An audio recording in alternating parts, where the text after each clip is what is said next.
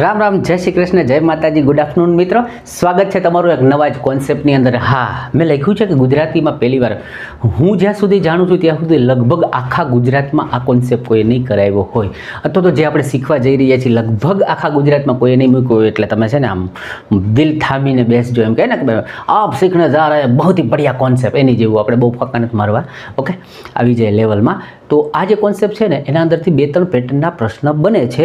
Group D વાળા પૂછે છે, ગ્રેજ્યુએશનવાળા પૂછે છે, અંડર ગ્રેજ્યુએશનવાળા પૂછે છે, અથવા તો કેન્દ્ર શાસિતની કોઈ પણ પરીક્ષામાં આવો પ્રશ્ન જોવા મળે છે રેગ્યુલરલી. અને આ ઘણા બધા પાછલા પ્રશ્નોની અંદર મળેલો છે. ઓકે, પેપરોમાં જોવા મળેલો પ્રશ્ન છે. તો આના અંદર જે આપણે કોન્સેપ્ટ છે એને શીખવા જઈએ, એની પાછળ ઘણા બધા મિકેનિઝમ છે, ઘણા બધા રૂલ્સ કામ કરે છે. પણ આપણે રૂલ્સ ને મિકેનિઝમને બધું બાદ કરી નાખીએ. હું શોર્ટમાં જે તમને મેથડ શીખવવા જાઉં એ પ્રમાણે તમારે શીખી લેવાની, બરાબર છે. એટલે આપણે કારણ કે ગણિત તજ્ઞ નથી બનવાનું, આપણે તો પરીક્ષાને પાસ કરી શકાય, પ્રશ્નને સોલ્વ કરી શકાય, જવાબ મળી જવો જોઈએ, એ વસ્તુ શીખવાની છે. આ એક યાર થોડુંક ડિસ્ટર્બન્સ મને બહુ, એના માટે સોરી છું કે વિમાન દર 1-2 મિનિટે નીકળે. શું કરી શકું? હું કાંઈ નથી કરી શકતો, ફક્ત માફી માંગી શકું છું તમારી. ઓકે, તો પ્રશ્નને જોઈએ. શું કહે છે કે આ ટાઈપનો પ્રશ્ન આપશે: a+1/b+1/c+1 એના બરાબર 24/5. આવું કંઈક આપી દીધું. પછી તમને a+b+c પૂછશે, a × b - c પૂછે. ઇન શોર્ટ આ ABC નો ગમે એ ગુણાકાર, ભાગાકાર, સરવાળો, બાદબાકી પૂછશે. તો એના માટે આપણી પાસે નોલેજ શેનું હોવું જોઈએ કે આ આપેલા ડેટામાંથી A કોને કેવો, B કોને કેવો અને C કોને કેવો એને શોધવો પડશે, બરાબર. હવે ABCને કાઢવા માટે એની પાછળ આને ધારી લઉં તો ને એવું ઘણું બધું છે, પણ એને આપણે હું બાદ કરી દઉં. હું જે શીખવાડું ને એને તમે સ્વીકારી લેજો.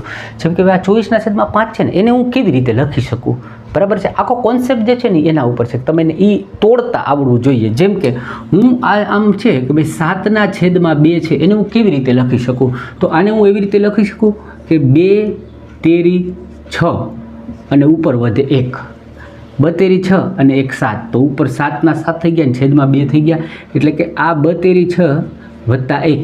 આવી રીતે હું લખી શકું ને, બરાબર. તો બસ તમને આ જ વસ્તુ કરવાની છે.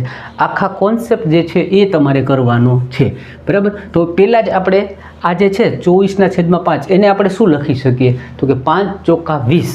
ઓકે, એટલે છેદમાં 5 તો છે જ, એને હું એમ નામ રાખું. આ 5 ના 5 રાખ્યા, 5 ચોકા 20 અને ઉપર વધ્યા 4. ઓકે, આ ફોર્મમાં મેં તોડ્યા. તો આ તોડવાથી જે પહેલો ભાગ મળ્યો એ આપણો A. શું કહેવા છે? એ આપણો A. ઓકે, તો એની વેલ્યુ જે છે એ આપણને 4 મળી. હવે એવી રીતે B અને C. પણ અહીંયા જોશો તો 5 છે ને ઉપર 4 છે, છેદ નહીં હાલે, બરાબર. 4 ને ઉપર 5 ને નીચે 4 હોય તો હા, તો એની પાછળ રૂલ્સ છે, એ નહીં લગાડવાનો તમારે, સીધું ઊંધું કરી નાખો. 5 ને છે એને 4થી આપણે ભાગીએ, એટલે હું અહીંયા 5 છે એને 4થી ભાગું તો 4 એકમ 4 વત્તા 1 કરી શકું ને. એટલે હવે આનું ઊંધું કરી નાખો, છેદમાં લઈ લીધા મેં 4, બરાબર. 4થી ભાગવું, 4 એકમ 4 અને વધ્યા 1, બરાબર. 4 એકમ 4 ને 1 5 થઈ ગયા, એટલે 5/4 થઈ ગયા. તો બીની જે વેલ્યુ છે એ મને શું મળી? 1. એટલે આની વેલ્યુ મળી હતી મને 4, આની વેલ્યુ મળી 1. હવે પાછું એવું 1/4 એને પણ આપણે નથી કરી શકતા. 4 ને લઈ લો ઉપર, 4 ને ઉપર લઈ લો 1થી, તો 1 તેરી 3, બરાબર છે. અને વત્તા 1 કરું તો 4 થઈ ગયું કે નહીં? તો હવે હું શું કરીશ? 1 તેરી 3 વત્તા 1 એટલે 4/1 થઈ ગયું કે ના થઈ ગયું? ઓકે, તો આ જે છે એમાં આપણને Cની વેલ્યુ શું મળી? તો કે Cની વેલ્યુ જે છે એ 3 મળી ગઈ. હવે આપણે જોઈએ કે એ જે પૂછે છે ને એનો જવાબ આપણે કેવી રીતે દેવો. માનો કે એણે પૂછ્યું છે કે A+B+C જે છે એની કિંમત શું થશે? ઓકે, તો A+B જે છે અને વત્તા C છે, તો 4 ને 1 5 ને 3 8 થઈ, બરાબર. આને એણે 3 રીતે આ એક વખત પૂછવાનું ચાલુ કરશે ને, દરરોજ શિફ્ટમાં શું કરશે? અલગ અલગ કોન્સેપ્ટ આનો. આ એકની અંદર ગુણાકાર પૂછે છે, એકની અંદર બાદબાકી પૂછે છે. તો આ દાખલાને એને 3 રીતે પૂછ્યો. એકમાં એવું પૂછ્યું કે A+B - C, બરાબર છે. એટલે પહેલાં તો આપણે સરવાળો જે છે એ 8 આવ્યો. એકમાં એવું પૂછ્યું A+B - C, તો 4 ને 1 5, 5માંથી 3 ગયા તો 2, એનો જવાબ બન્યો 2. હવે આનો હજી એક બીજો ભાગ જે છે, બીજો કોન્સેપ્ટ છે, એ પાછો હું બોર્ડ ઉપર લખી લઉં. આપણે પાછા આગળ જોઈએ, જતા નહીં, વિડીયોમાં મજા આવશે. બીજો એક દાખલો જોઈ લઈએ, જેથી કરીને આપણને અહીંયા ને અહીંયા પ્રેક્ટિસ મળી જાય અને આપણને પ્રોપરલી એકદમ સરસ રીતે આવડી જાય. પાછું એવું જ છે, A+1/B+A 1/C+1/2 હોય. એ બરાબર છે 23/16. તો હવે પૂછી લીધું a ગુણ્યા b ગુણ્યા c જે છે એની વેલ્યુ શું થશે. તો હમણાં જેમ આપણે તોડ્યું અને એબીસીની વેલ્યુ લીધી એવી રીતે હવે ફટાફટ તમે પણ ટ્રાય કરો, વિડીયોને પોઝ કરીને શીખો ને યાર, કોશિશ કરો ને, તમને આવડી જાય. મારો ગણતરી તો આ શું છે, મારો એમ શું છે તમને આવડે અને તમે પરીક્ષામાં કરીને આવો. એટલે એકવાર તોડો. તો આને કેવી રીતે તોડશું? બોલો તમે બોલો. 16 એકા 16 તોડી શકાશે ને? એની કિંમત કેવી લેશું? 16 એકા 16. પછી વધ્યા કેટલા? 23 છે એટલે 16 ને 4 20 ને 3 23 એટલે 7 વધ્યા. તો એની કિંમત જે છે બરાબર 16 એકા ને 16 એટલે એની કિંમત આપણને મળી 1. બરાબર છે.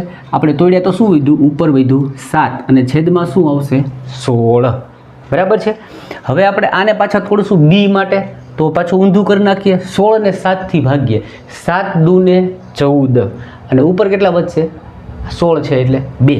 એટલે આને કેવી રીતે આપણે કરીએ તો કે 16 છે એને ભાગ્યા 7 કરીએ તો કે 7 દુ ને 14. બરાબર છે. વધ્યા 2 એટલે પાછી આપણને બીની વેલ્યુ છે એ કેટલી મળી? તો કે બીની વેલ્યુ આપણને 2 મળી ગઈ છે. ઓકે. અને વધ્યું શું? તો કે 2/7. 2/7 વધ્યા હતા એટલે ફરીથી આપણે 7/2 કરીએ. બરાબર. એમ ન કરવું હોય ને તો આટલું કર્યું હોય તો એ તમને મળી જાય. કેવી રીતે? જો અહીંયા સીની કિંમત શું મૂકું તો 7 બને તો કે 2 તેરી 6 અને 1 મળી જાય. નહીંતર આને એમ કરો 2 તેરી 6 અને ઉપર 1 એટલે 7 થઈ ગયા. તો આ ભાગ જે છે એ શું આપ્યો છે? એ જ આપ્યો છે ને. અહીંયા હું શું મૂકી શકું? 2 તેરી 6 6 ને 1 7 એટલે 7/2 બની જાય છે. એટલે સીની વેલ્યુ શું મળી? તો કે આપણને સીની વેલ્યુ શું મળી? 3. બરાબર. થોડો ઘોંઘાટ ને ડિસ્ટર્બન્સ ને એવું બધું છે પણ છતાં હિંમત છે કે ગમે એ હોય આપણે કરવું છે, મૂકવો છે વિડીયો, તમને શીખવાડવું છે. તો તમે એમ સહન કરી લો કોઈ પણ વસ્તુ ડિસ્ટર્બન્સ આ તે ઓલો શીખવું છે ને ભાઈ. હા જવા દો. બરાબર છે. તો એબીસીની વેલ્યુ મળી ગઈ. પ્રશ્ન પૂછ્યો છે આનો. બરાબર છે. શું થાય? તો કે ભાઈ 3 દુ 6 6 એકા 6 આખાનો આન્સર શું બન્યો? 6. ઓકે. તો આ કોન્સેપ્ટ હતો. મને ઈચ્છા થઈ કે છોકરાઓ સુધી રજૂ કરવો જોઈએ એટલે મેં બનાવ્યો છે વિડીયો. જે કાંઈ છે એના બદલ માફ માગું છું. પણ સારું લાગ્યું હોય, શીખવા મળ્યું હોય કે ના ભાઈ સાહેબ સ્ટ્રગલ કરે છે આપણા માટે કોઈ બી રીતે, તો તમે બી સ્ટ્રગલને ચાલુ રાખો. પાસ થાવ તેવી શુભેચ્છા સાથે. સારું લાગ્યું હોય તો વિડીયોને લાઇક કરજો. તમારા ઉપર છોડું છું જે કરવું હોય એ. બાકી મળીએ છીએ પાછા બીજા વિડીયોમાં. ત્યાં સુધી આવજો.